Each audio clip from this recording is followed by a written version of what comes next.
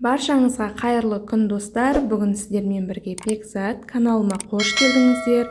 Бүгін сіздермен бірге қарапайым әдіспен ешқандай да аспирин қоспай қиярды қысқа тұздайтын боламын. Қызық болса видеоны соңына дейін қараңыздар. Ең алдымен осындай шағын огурциларымызды 3-4 сағатқа мұздай суға салып қоямыз. Одан кейін жақсылап жуып тазартып аламыз. Бізге керек чеснок, лавр жапырағы, қара бұрыш. Одан кейін банкілеріміздің барлығын булап, крышкасында барлығын дайындап аламыз.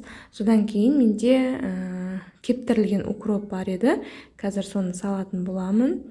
Бұл жерде свежий укропты салуға да болады. Қиярдың бәрін екі жағын кесіп дайындап қойдым. Енді укропты осылайша бүктеп, сындырып, орап салатын боламын. Қолмен басып түбіне қарай.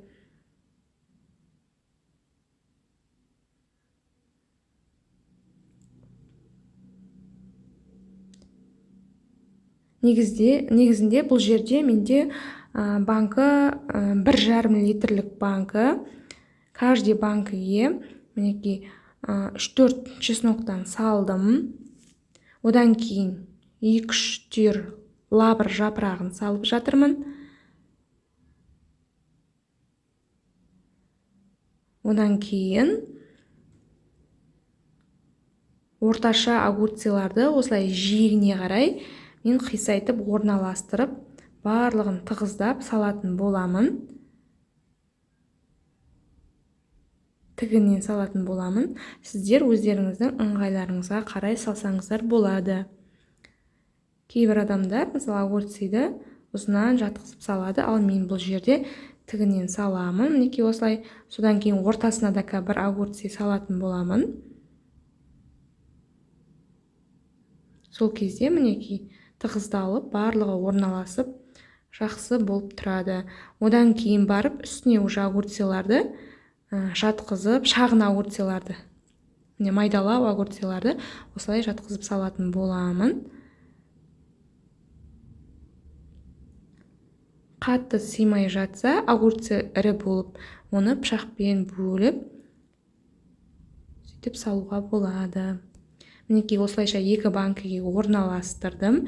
Енді үстіне қара ірі бұрышымызды салып жатырмын.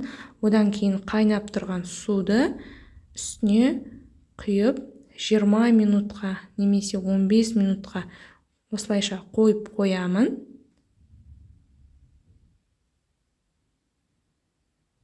Содан кейін бұл суды, бірінші құйған суды қазір мен төгіп тастайтын боламын. Бұл 15 минуттай тұрды менде.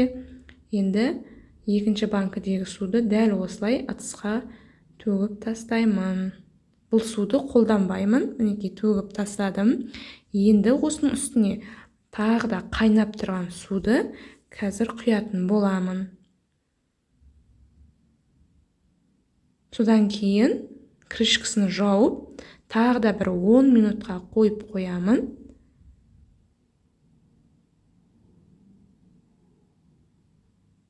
Содан кейін осы екінші құйған суымды қайтадан кастрюльге құйып, осы суды қазір мен газға қайнататын боламын.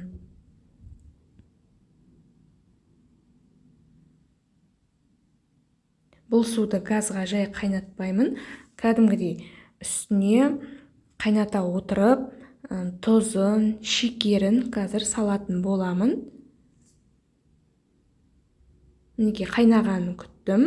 Енді осының үстіне мен қазір 1,5 банкіге қазір 2 қасық тұз қостым. Каждый банкіге 1-1 қасықтан деп есептедім. Одан кейін дәл солай 2 қасық қант қостым. Содан кейін тағы да қайнағанын күтіп, шекер мен тұзы ерігенше араластырып қайнатып алдым. Енді қазір осы суды мен жаңағы 2 банкінің үстіне құятын боламын.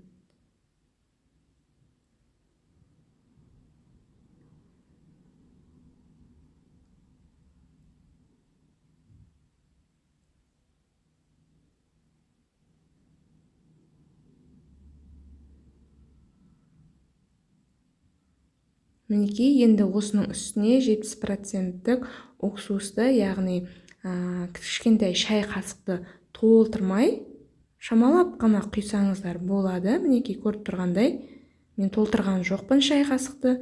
Осылайша бетіне құйып, одан кейін закревашканы, яғни банка жабатын мен жауып тастаймыз.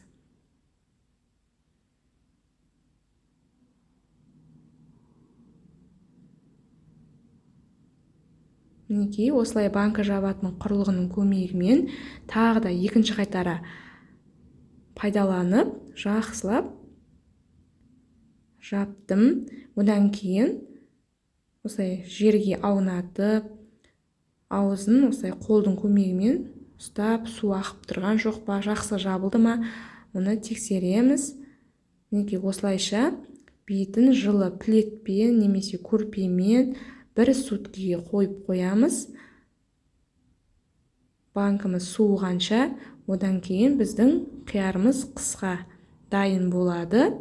Мінекей көріп тұрғандай 1 суткі менде тұрды. Огурцидың түрі де мінекей соленый болып өзгеріп жатыр. Менің рецептім сіздерге ұнап жатса, достар, каналыма тіркеліп қойыңыздар. Сіздермен болған Бекзат, сау болыңыздар.